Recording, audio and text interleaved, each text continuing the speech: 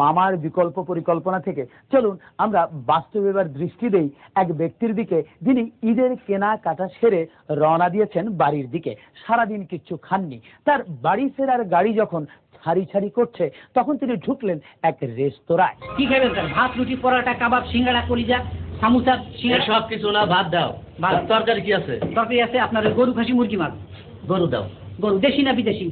বেশি তারা খাই না। ও আচ্ছা, বাচ্চা গরু না বুড়া গরু? দুইটার দাম দুই রকম। বাচ্চা গরু। কলিজা, কুর্দা, চাপ, সিনা না রানের মাংস খাইবেন? রানের মাংস দাও। সামনে রান না পিছের রান? সামনে রান দাও। ও আচ্ছা, ডাইনের রান না বাইরের রান? এরপরে আর কিছু দিতে যাইবা? যে ওই রানের উপরের অংশ নিচের অংশ, হাড্ডি সহ না হাড্ডি ছাড়া? মাংস, ভাত, মাছ দাও। ও আচ্ছা, মাছ। কি মাছ খাইবেন? রুই, কাতল, পাঙ্গাস, ইলিশ, মলা, ঢেলা, পাবদা, কুন্ডা?